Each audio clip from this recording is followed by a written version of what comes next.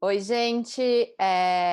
Vocês sabem que eu decidi fazer essa rodada de vídeos para a gente não se perder nesse ensino remoto que a gente está tendo. E então eu abro eh, essa série com uma convidada muito especial, que é a Andrea Kogan. Ela é minha amiga, uma pesquisadora incrível, mas eu vou pedir para ela se apresentar já já. E, em primeiro lugar, essa série de vídeos ela vai estar disponível para vocês no YouTube. E aproveitem, espero que vocês gostem. Então, Andréia, que delícia ter você aqui na minha sala, ó. E eu aí, Ó, sei onde eu delícia é tô. minha, Nath. Obrigada pelo convite, adoro. É, Adoro. Já me sinto participante de todas as suas aulas da FAAP, desde sempre. exato, eles te amam. Quem já teve a honra de ter aula com você, Imagina. gostou muito, e é por isso que eu te trago, agora, né, num ambiente diferente, Um ambiente acolhedor, né? Num ambiente íntimo, né? Uma coisa mais assim, intimista. um mais intimista, mas assim, para conhecer o íntimo da casa da pessoa. Eu decidi ser um pouco Gabriela Pugliese hoje, que eu estou direto do meu sofá. Vamos ver, né? Vamos ver se eu viro uma digital influencer, Não, finalmente. já é. Então, se apresenta pra gente. Sim, vamos lá. Eu venho da área de letras, mas eu sempre tive curiosidade para estudar religiões, né? Tenho uma formação judaica, de escola judaica e de tudo mais, e sempre tive curiosidade com o judaísmo, Nath. Embora, Nath, e todos os alunos que estão me ouvindo, não é mesmo? Vocês estão entendendo esse jogo aqui, que é meio complexo, né? Ainda a gente se adaptar. E não ver a cara das pessoas olhando para a gente e tal, mas enfim, a gente vai conseguir. Ué, a E gente aí eu está vendo espíritos. tá vendo aqui as entidades que me protegem, né? Aqui. Aí eu sempre tive curiosidade para entender o judaísmo um pouco mais, isso desde criança, e também de entender, isso aí foi o ponto do meu estudo, de como o judaísmo se relaciona com outras religiões, não só num diálogo interreligioso, mas como os judeus que moram no Brasil especificamente têm outras crenças, têm outros rituais que eles pegam, entre aspas, de várias outras religiões, né? Uhum. E aí eu li alguns livros sobre esse assunto, e isso ficou muito na cabeça, principalmente de judeus. Aí quando eu comecei a entender, né? Porque quando você é mais adolescente, criança, você não entende o que as pessoas falam muito, né? E como a minha educação era muito judaica, quando você falava de outros assuntos, sei lá, de umbanda ou de espiritismo, eu não entendia muito bem, né? Embora você morar em São Paulo, e eu morei muitos anos no Bom Retiro, você tinha todas as religiões, Uhum. todos os povos, todas as culturas ali convivendo muito bem, né? Eu Uhum. lembro eu pequena, olha como a lembrança é forte. Eu acho que eu cheguei já a te contar isso, mas vou contar novamente. Muito pequena, tinha uma coisa de benzer, de benzimento, né? Algumas pessoas fazem isso ainda, claro. E no Bom Retiro tinha uma senhora, olha como eu nunca vou esquecer, mas eu era muito criança, chamada Dona Pia. E minha mãe falou pro meu pai, enfim, não sei o que, que eles falavam assim: ai, Andréia, acho que tem um olho gordo, porque, sei lá, uma criança que é bonitinha, porque todo pai acha que tem olho gordo na criança porque ela é especial e bonitinha, né? Enfim, Uhum. todas as crianças. E aí eu lembro, do que eu lembro? Essa dona Pia, ela benzia você com molho de Chaves, ela tinha um molho de Chaves. Então eu lembro, olha como é a nossa memória em relação a esses ritos, dela mexendo em mim e fazendo uma reza com aquele molho de Chaves. E o E barulhinho. o barulhinho, e falando sei lá o que, né? Enfim, isso ficou na minha cabeça durante anos. Eu li um livro aos 15, 16 anos, que eu falo muito, que é um livro de cartas que o Chico Xavier, médium Chico Xavier, psicografou, de um jovem judeu que morreu com 19 anos de um choque anafilático em 1979, e na década de 80 essa família publicou as cartas que o Chico psicografou do moço, chamado Roberto. O livro chama Rai, quer dizer, vida, quando se pretende falar em vida, né? E, enfim, isso ficou na minha cabeça depois de anos já trabalhando com outras coisas, com letras e tal. Eu falei assim: ó, no meu doutorado, um dia, eu vou querer voltar a estudar isso. Por que, que o judaísmo tem tanta essa ligação, esses judeus aqui com outras religiões? E eu li um livro também que marcou muito e que foi uma das grandes influências no meu estudo, que é de um pesquisador norte-americano chamado Roger Kamenetz, que ele pesquisou os judeus budistas nos Estados Unidos, que são muitos, né? Ele fez uma viagem para o Tibete para conhecer o Dalai Lama com um grupo de judeus de diferentes ortodoxias, ficaram lá, isso foi em 98. E eles ficaram lá durante 10 dias e tiveram oportunidade de conversar com o Dalai Lama, de conviver com o budismo. E além dessa viagem, esse livro é um relato, eles ele faz esse professor Roger faz um contexto por que os judeus são budistas sem deixarem de serem judeus. E aí eu fiz a proposta para o Departamento de Ciência da Religião, para o professor Pondé, que eu gostaria de estudar por que os judeus aqui em São Paulo também vão ao candomblé, à umbanda e ao espiritismo. Só que como não dá para estudar tantas religiões num doutorado só, né? Um pouco difícil. Aí eu estudei especificamente judeus que praticam o espiritismo em São Paulo. E foi isso, foi esse o meu estudo, basicamente, né? Você é de família judaica, você é Uhum, judia, né? uhum. Fala um pouco, primeiro, sobre o que é ser judia. Nossa, que pergunta! Quanto tempo a gente tem? Mais 3 horas. Bom, Sabe por Juda... quê? Eu acho que essa pergunta é boa, porque para a gente explicar o quão desafiador foi escrever uma tese sobre espiritismo e relacionado ao ju... judaísmo. Perfeito. Eu acho que, primeiro de tudo, Nath, a gente tem que entender que o judaísmo pode não ser somente uma religião. Exato, é. Isso é muito importante. E as pessoas não têm essa dimensão. O judaísmo pode ser uma cultura, pode ser uma identidade, uma nacionalidade. Alguns falam de raça, embora outros refutem. O Newton Bonder, por exemplo, fala assim: quem é judeu é aquele que participa de uma comunidade.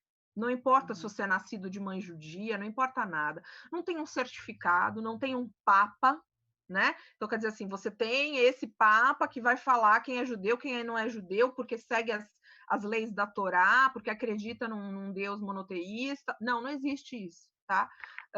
No judaísmo não tem um papa, então você não tem uma regra única do que é ser judeu. E o judaísmo não é uma religião também de fé, é uma religião de lei, é uma religião de ação, é uma religião de fazer. E além disso, você tem outras questões. Então, por exemplo, assim, às vezes algumas pessoas são judias porque elas preservam algumas tradições dos pais e dos avós, mas elas não vão às sinagogas, porque isso não diz respeito. Algumas outras famílias vão dizer que elas são judias porque elas comemoram Páscoa e Ano Novo Judaico, e só.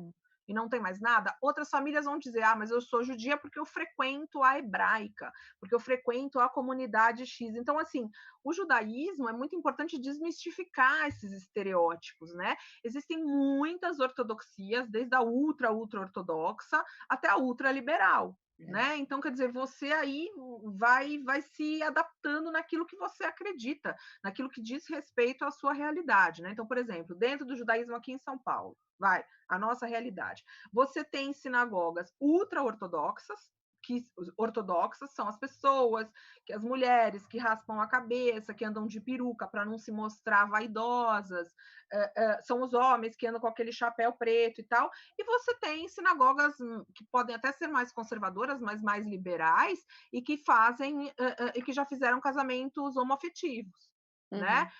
Então, assim, o judaísmo você se adapta e você escolhe. Eu sempre falo aquela piada de 2 judeus, 3 opiniões, é a pura verdade, é a pura verdade. Quando uma pessoa fala, eu não gosto dessa sinagoga, você não vai falar que a culpa é sua, você vai falar daquela culpa do rabino, eu vou em outra. Então, não sei se eu respondi, mas eu acho que isso é interessante, né? Pra gente ter em mente. E agora, então, pelo outro lado, já que, né, você fez uma relação aí, eu queria que você desse uma breve contextualizada no espiritismo aqui no Brasil, porque a gente tem essa relação com o espiritismo de Kardec, que teoricamente Kardec também não assume enquanto religião, Mas e exatamente. aqui no Brasil, como é esse espiritismo? Perfeito. O Kardec, dizem, né, foi o decodificador, ele vive no meio do século XIX, e ele cria, vamos dizer assim, ou uma doutrina, ou uma filosofia, alguma coisa para se comunicar com os espíritos. Isso em 1850 e alguma coisa. Nunca ele entendeu isso virar uma religião. Era como se fosse Uhum. uma ciência, entre aspas. Cada um fala do espiritismo de uma maneira. Muito bem. Quando isso vai chegando no Brasil, ainda no século XIX, mas muito mais fortemente no século XX, isso vai mudando, porque entram algumas contextualizações católicas junto, entram figuras de médiums muito importantes, e entra, eu acho que aí a gente não tem como fugir, entra a figura do Chico Xavier. Uhum, Estou uhum. resumindo 150 anos para a gente não ficar aqui muito tempo, né?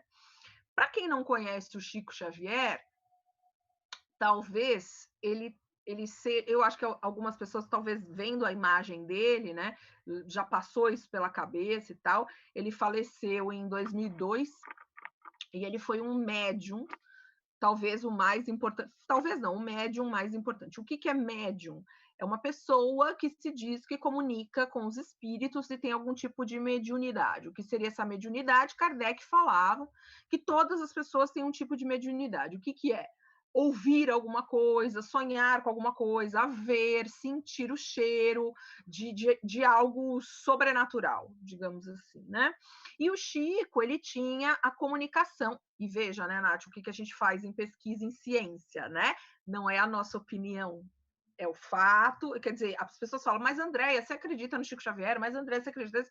Eu não estou aqui para acreditar ou não, eu É, estou só quem sou falando eu? quem sou eu, né? Pessoa, quem sou eu? Então, assim, e aí o Chico, ele tem uma infância muito pobre, muito triste, muito humilde, isso no interior de Minas. E aí ele começa, ele diz que ele ouve pessoas falando com ele, enfim, em determinado momento da vida ele começa a psicografar cartas. Essas cartas psicografadas eram de entes falecidos que vinham da sua comunicação, digamos assim. E ele Uhum. traz esse componente de caridade, ele traz um componente católico, ele vai fazendo essa mistura aqui no Brasil.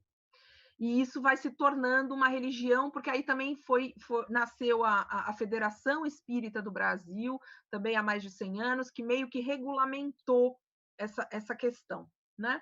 Então, o espiritismo kardecista, digamos assim, ele é esse espiritismo de estudo das obras de Kardec, com grande influência do Chico, né? Aí o Chico, em determinado momento da vida, isso ele fez durante 50 anos, enfim, ele recebe caravanas e pessoas do mundo inteiro, desesperadas, porque perderam um ente querido, em Uberaba, e ele fazia sessões de psicografia que as cartas eram lidas, né? Então, algumas pessoas iam lá 20 vezes e na 20ª vez elas recebiam uma carta de algum ente querido e ele psicografava, né? Então, tinha alguém do lado dele com um monte de folha de papel em branco e ele fazia assim com uma caneta e ele ia meio psicografando e a pessoa ia mudando a folha porque ele escrevia em letra muito grande. E existem vários programas, vários documentários sobre o Chico. Tem uma entrevista que está no YouTube, que é famosíssima, que é um programa da TV Cultura chamado Pinga Fogo, que eu recomendo para quem quiser entender mais. E, enfim, existem estudos sobre a obra do Chico, estudos, quer dizer, para ver a veracidade das cartas, para analisar, o que não é nosso caso, né? Eu sou só cientista da religião, eu não estou lá para Padre Quevedo, isso não existe, não é com a gente. E aí o espiritismo aqui ele tem essa mistura de catolicismo com espiritismo e ele se torna uma religião. E é o Uhum. único país que tem o espiritismo como religião é o Brasil, né? Mas é muito diferente, claro, as pessoas, eu acho que agora essa coisa de Umbanda e Candomblé está sendo um pouco desmistificada e as pessoas estão ficando mais à vontade em falar, porque antes era Uhum. todo mundo espírita, sou É, espírita, sim. né? Mas na realidade a pessoa é do Candomblé, ou da Umbanda, e agora as É. pessoas eu acho que estão um pouco mais confortáveis em falar isso, né? Uhum. É, E acho que o espiritismo aqui no Brasil, ele também tem, uma parceria com as outras religiões, né. Não é que se eu vou no espiritismo, não é que eu deixo de ser católico ou até judeu. Eu vou Exatamente. justamente por uma causa específica, né. Exatamente, exatamente, super bem colocado. Tanto que eu peguei, quando a gente falou que ia falar, eu peguei esse dado que eu queria te dar um número exato.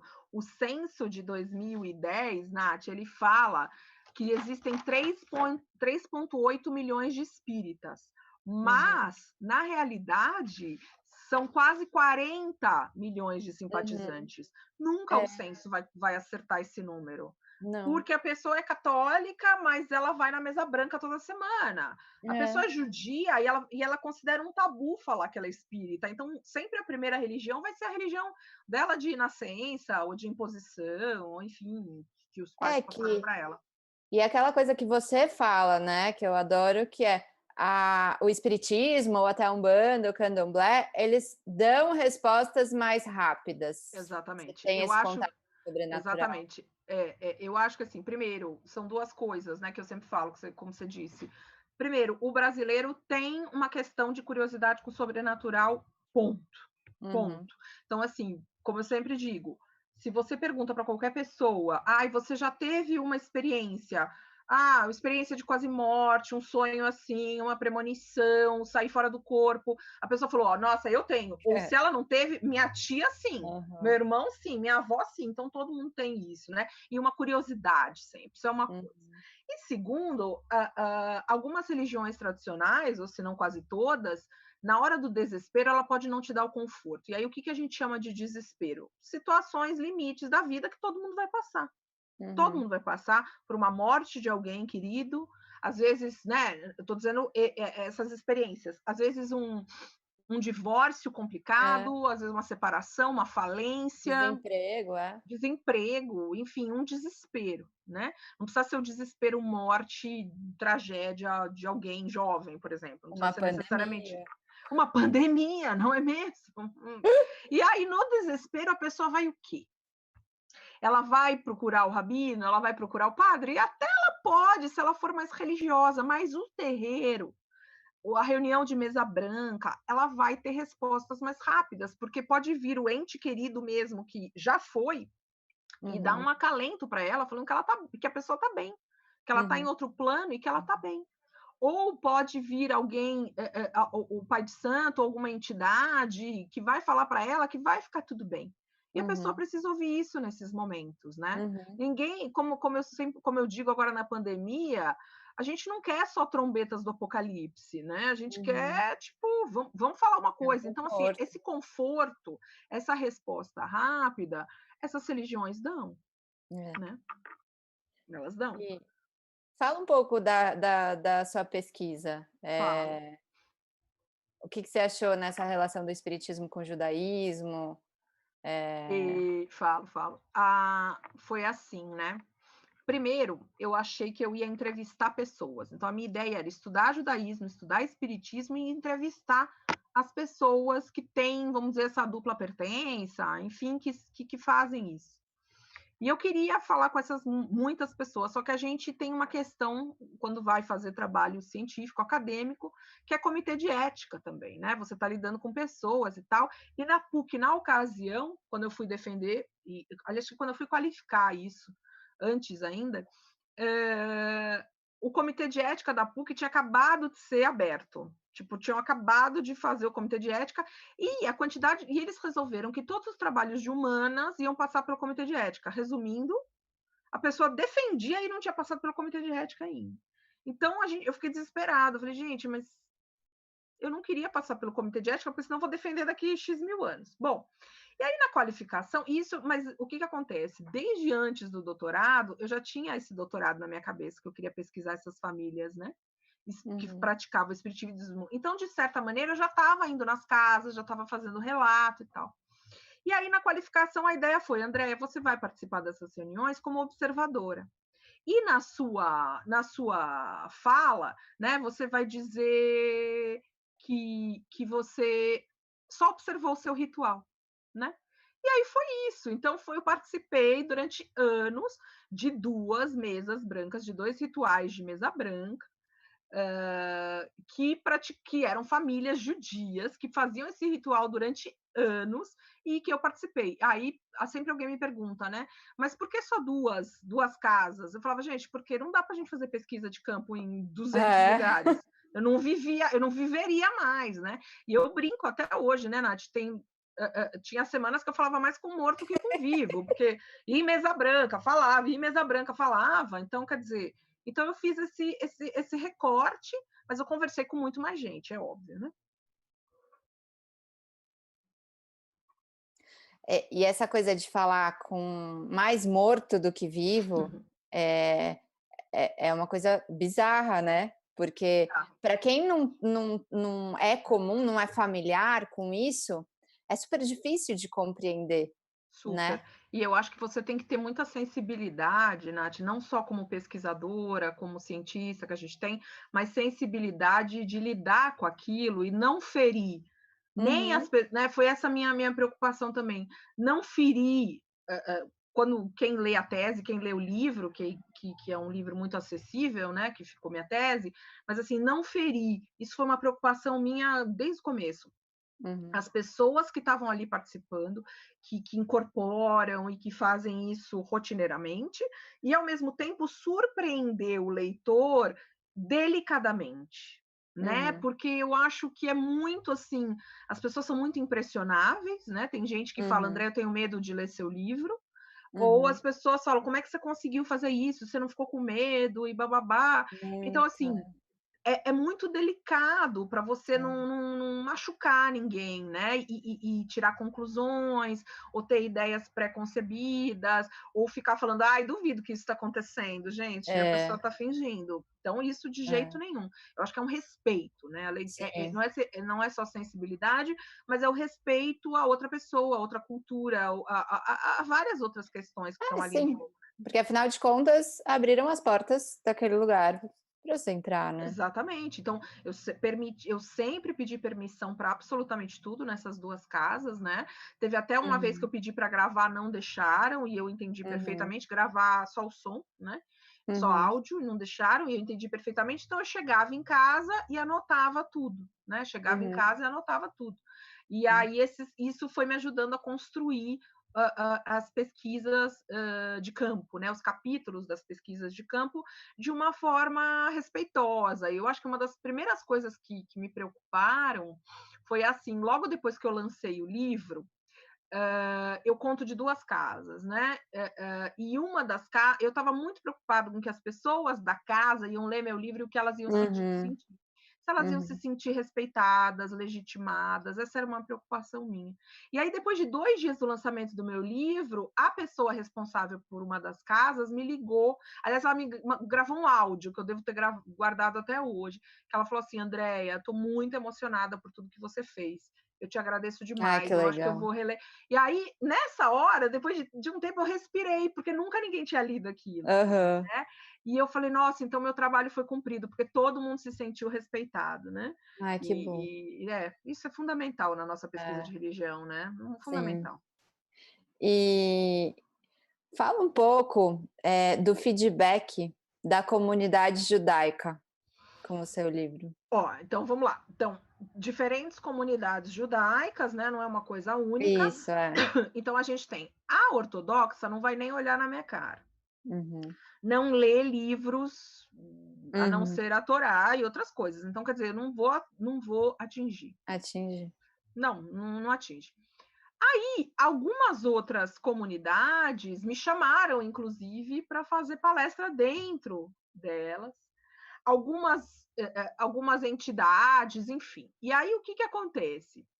Teve um lugar, acho que foi em Curitiba, que eu fui o ano passado, falar sobre um outro livro, tal, que eu estava ajudando a fazer. E aí uma pessoa levantou a mão, era uma comunidade, a comunidade de Curitiba, bom, sensacional, era um domingo frio, tinham 100 pessoas ali. E aí uma pessoa logo de cara levantou a mão, falou assim: "Olha, eu quero parabenizar quem organizou esse evento por falar de judaísmo e espiritismo, porque eu frequento espiritismo há 30 anos e Olha. ninguém nunca tinha falado disso aqui". E o rabino fazia assim: "Muito bom, muito bom". Então, quer dizer, todo mundo se sentiu acolhido naquela Aham, comunidade, né, porque ela estava aham. falando para mim, mas ela estava falando para o rabino dela também, Sim. né. Claro, algumas pessoas então, assim, por exemplo, eu vi numa comunidade do Facebook, eu vi não, me avisaram, alguns amigos vieram me marcar, que tinha um cara querendo proibir meu livro, queimar na fogueira, "bá-bá-bá", esse livro esse, não pode, judeu não pode, lá-lá-lá. Mas assim, né, aí meus amigos entraram e falaram: "A gente está voltando para a Inquisição, onde você vai queimar livro judaico, blá-blá-blá". E aí rolou um quebra-pau de, sei lá, 1 hora, e aí eu falei para eles: "Gente, não briga, não é para entrar em crise, né, não é para entrar nesses lugares". Então foi isso. Uhum. Mas eu acho que assim, eu acho que no geral, Nath, eu acho que no geral foi muito, positivo, sabe, foi muito acolhedor. E é muito Aham. louco, porque assim, eu estava falando com. Nós temos agora um grupo de mulheres que estudam academicamente o espiritismo. Só mulheres, Uhum. porque a gente não conhece, quem organizou falou, não conheço homem que estuda isso, mas enfim. Ontem a gente fez a nossa primeira reunião via Zoom e elas me perguntaram alguma coisa e eu falei, gente, vocês sabem que desde que eu lancei o livro, e na realidade desde que eu fui no Democracia na Teia, ano passado, no programa com o Pondé, toda semana, se não é toda semana, é cada 10 dias, alguém entra no Instagram, inbox, ou no Facebook, ou descobre meu WhatsApp, que não tem problema algum, para falar como é que o livro mudou a vida ou se sentiu legitimado, entendeu? Uhum. Até muita gente evangélica, muitos neopentecostais, porque falaram, eu entendi o judaísmo, eu entendi Ah, isso, tá. Aham. entendeu? E as pessoas, e eu falo, bom, então minha missão foi cumprida, né? Sim, com certeza. Então é isso, abriu a cabeça um pouco das pessoas, né? É, porque teoricamente você mexeu numa coisa que era velada, né, Total, exatamente. que Ainda é é, essa né, um pouco. intersecção. É. É. Ainda é. Eu todo final de palestra que eu vou, eu me organizo para ficar um pouco a mais, meia hora, 1 hora a mais no mínimo, porque todo mundo vem atrás de mim para contar uma história chorando, Uhum. geralmente. Então eu virei tipo a psicanalista ou o muro das lamentações paranormais do judaísmo, eu não sei como é que chama isso. E aí são várias histórias, das pessoas contando coisas que a mãe não acreditava, que o pai não dava, falava que a pessoa estava doente, porque ela ouvia não sei o quê, e que o rabino não acreditou. Enfim, é muita gente falando isso, e claramente é um desabafo, porque a pessoa Sim. foi um tabu na vida dela, né? Exato, não tem para quem recorrer também, porque Não, isso dentro não. do catolicismo é mais comum, é uma prática mais comum. A É, gente é. tem até os padres exorcistas, hoje Exato. não tanto, mas, Sim, a gente conhece. era institucionalizado, né? Uhum. Negócio, mas no judaísmo não. E as pessoas estão mais É. abertas. E sabe que foi uma coisa incrível? Foi que depois que eu lancei o livro, a comunidade Shalom, que é uma comunidade, vamos dizer assim, mais liberal aqui, não foi ao mesmo tempo, não foi até uma coisa combinada, mas enfim, eles compraram os direitos autorais de um livro de um rabino que fala sobre experiências pós-morte. Uhum. E nunca isso teve em português, nunca. Eu ajudei a traduzir esse livro, se chama Jornadas Judaicas de Vida Após a Morte, alguma coisa assim. Por quê? Porque as pessoas estão começando a discutir, estão curiosas, então. E ele fala de várias coisas, e é um rabino, de Los Angeles, né? E aí a gente traduziu, então quer dizer, tem muito interesse agora nesse assunto, né? Uhum. Está se discutindo um pouco mais abertamente. O que é bom, né, o que é bom, Maravilhoso, porque não fica, maravilhoso, não discute, esconde mais. não esconde. Quantas vezes eu ouvi, olha, um amigo meu, por exemplo, Andréia, toda terça-feira à noite eu levo uma senhora judia que mora na rua tal para um terreiro de candomblé na rua tal. Só que eu não posso dizer quem ela é. Nossa, Olha. um monte de história assim, um monte. Nossa, você sabe que minha vizinha, que eu não posso te dizer quem é, vai no não sei o que da Umbanda e recebe o caboclo tal? Não, um monte, um monte. Aí quando a pessoa se aproxima e quer contar a história e tal. É, E eu sei que devem ter várias, né, porque foram algumas, os anos. alguns encontros na pesquisa de campo, Mas tem algumas histórias que te impactaram mais, que se eu te falar: "Andréa, conta aí uma história", vem alguma na sua cabeça? Pá. Vem várias, porque assim, eu, né, as pessoas perguntam se eu sou espírita, tal, eu falo que eu permaneço judia porque já é pepino suficiente para uma pessoa, né? Ter uma religião só Tá o bom. judaísmo tá ótimo já, gente, de problema. Mas eu respeito muito e a gente, você sabe, quando a gente faz pesquisa de mestrado e doutorado, Nath, a gente não é masoquista, a gente vai pesquisar um assunto que a gente gosta, né? E Uhum. respeita. Então, quer dizer, eu fui fazer essa pesquisa e vi várias coisas. E tiveram dois momentos, vou colocar dois momentos aqui que me impactaram. Um deles foi que tinha uma pessoa conhecida que estava muito doente. A reunião era numa segunda-feira. Uma pessoa conhecida que estava muito doente. E eu pedi uma ajuda para a entidade que vinha e tal. Eu falei, pelo amor de Deus, ajuda. E a entidade sempre muito colaborativa, dizendo que as coisas iam melhorar e tal. Naquele momento, na segunda-feira, a entidade olhou para mim e falou, e fez uma coisa meio que eu nunca tinha visto, tipo, não tem jeito, essa pessoa vai morrer. Sabe uma coisa assim? Uhum. Eu fiquei num pânico absurdo, falando, gente, eu não tô acreditando. Não tô acreditando, porque eu nunca vi, porque já era, tipo, depois de 5 anos que eu tava indo. Depois de 4 anos, era a primeira vez que ele tava me falando daquela maneira, né? E essa pessoa morreu 5 dias depois. 5 dias depois. Então, assim, o que você faz com uma informação dessa, né? Como que você lida com uma coisa Então. dessa, né? Essa foi uma história. E uma segunda história foi que num dia, numa reunião, a gente mudou de casa, porque a casa da pessoa que a gente fazia a reunião ou ia ser dedetizada, ou tinha alguma coisa, e a gente mudou para uma casa de uma das pessoas que ia, né? Uhum. E eu lembro que o Eduardo, meu marido, foi nessa junto comigo e ele sentou ao meu lado. E aí, logo no começo, alguém falou: Nossa, essa casa tá estranha, tem umas coisas, umas energias tal. Quando começou o trabalho, Nath, o Eduardo tomou. Parece que alguém veio, deu uma rasteira na cadeira e ele caiu no chão. Tipo, você olhava, você começava a rir, porque assim, a cadeira não tinha como cair. Não tinha Nossa. como cair. Então, assim, parecia que ele tinha tomado uma rasteira mesmo, ele caiu para trás, e aí alguém falou: quem é que está brincando aqui, né? E aí alguém incorporou essa entidade e falou que estava brincando, que não sei o quê, que não sei o quê, que não sei o quê. Então, são duas coisas que a gente vê e que você fala, gente, como é que você E explica? aí, né?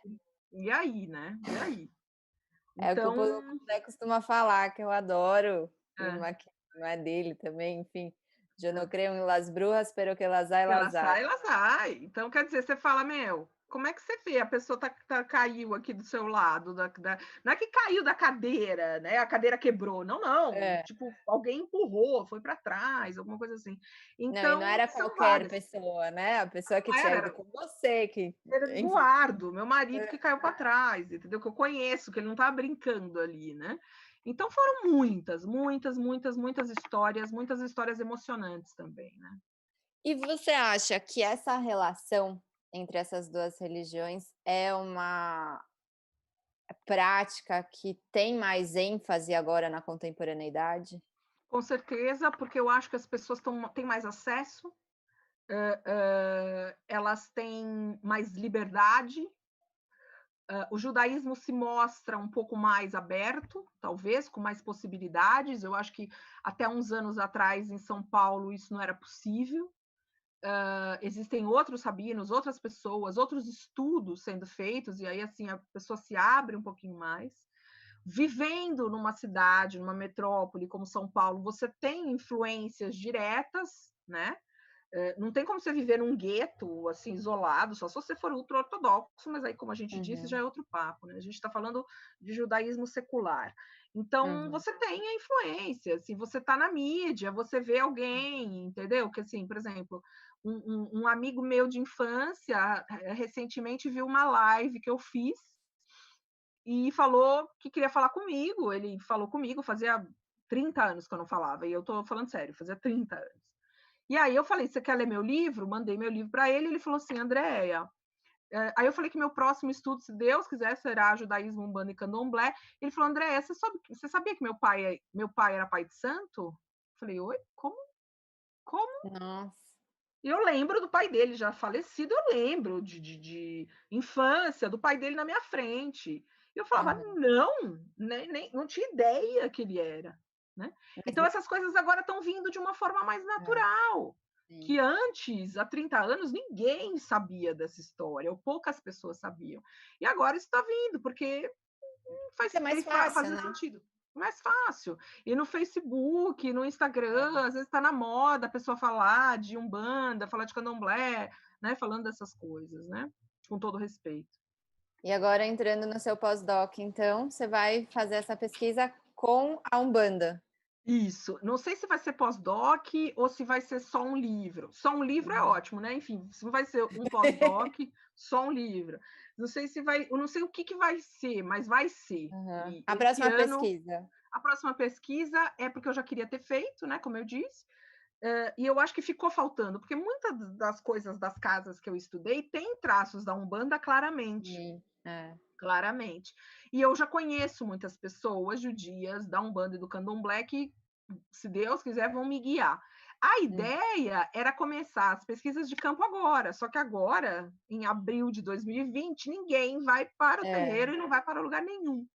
Então, o é. que que eu estou fazendo agora? Estou coletando muita bibliografia, estou organizando essa bibliografia, principalmente assim, você sabe, para estudar Umbanda, para estudar Umbanda, principalmente, você tem uma história oral, mas você não tem uma só isso, né? Quer dizer, você precisa É. abrir, porque você não tem é a mesma coisa que o judaísmo, não tem um papa que vai falar, ó, é isso. Uhum. Então, eu estou estudando muito, preciso estudar muito mais, e já vou começar a escrever ou fazer essa pesquisa esse ano, para de repente o ano que vem já pensar nesse formato. Aí um pouquinho livre de amarras, né? Porque agora não é doutorado, Uhum. enfim, aí eu quero fazer entrevista mesmo, participar de cultos, participar de eventos em terreiros e tudo mais. No ano passado eu até comecei a ir, mas aí como vieram outros trabalhos, eu falei que eu voltaria em 2020, mas esse ano eu vou voltar. Então teremos um livro em 2021? Provavelmente, ó, provavelmente, gente, provavelmente. A editora já me perguntou, Andréia, 2021, 2020? Eu falei, não, gente, pelo amor de Deus, 2020 não, mas 2021 eu quero acreditar que sim. Ótimo. E aí, judeus que frequentam, Umbanda e eh, Candomblé. religiões de matriz africana. Exatamente, exatamente. E Vamos tem chegar lá. bastante também. Muito, muito, muito. Tem, por exemplo, esse rapaz que eu falei que me contou do pai dele, ele resgatou as raízes judaicas dele, ele me contou de algumas coisas, e ele frequenta o candomblé e me falou várias coisas que eu nem sabia. E ele já falou, André, quando a gente voltar aos trabalhos, você vem comigo. Então, quer dizer, Olha que já legal. tenho. Tenho uma amiga também que é do candomblé há muitos anos também, que vai me levar nas pesquisas. Tem uns terreiros de umbanda mais específico, um Bom Retiro, que eu conheço, que eu cheguei aí. Então, quer dizer, eu acho que não vai ser por falta de objeto, Não, não, né? Não vai não. ser por falta de objeto, mas vai ser. Mas eu quero fazer, eu estou muito empolgada para fazer isso. É, e aquela coisa, quem procura acha, né. Não, e Então assim, quando você acende um negocinho, as pessoas vêm te procurar, sim, né. Quando eu comecei a estudar o espiritismo, ia surgindo gente que as pessoas falam: "Ai, você precisa conversar com a minha mãe, aí você precisa conversar com a minha irmã, aí você precisa conversar com a minha prima, aí precisa conversar com o meu pai". Então as pessoas, né, rola um movimento. E como uhum. agora eu estou falando isso de uma forma mais explícita, em conversas, em entrevistas e tal, eu acho que aí as pessoas também vão me procurar mais naturalmente também, né? E já Uhum. viram o meu trabalho, quer dizer, É, as pessoas já estão me procurando, né? E sabem que eu faço isso com o maior respeito, que é o mais importante, como a gente disse, né? total. Ah, nosso tempo está acabando. Queria te agradecer muito, Ah, imagina. e foi ótimo, como sempre. Eu que agradeço e obrigada, Nath, por tudo. Eu adoro quando Gente, você me qualquer chama. dúvida, sei lá, quem ficou curioso, se inscreve no canal, não sei como Escreve- faz isso aqui, Se inscreve no nos canal, dá um like, comentários, aciona dá o like, um crush, sininho. um sei lá o quê.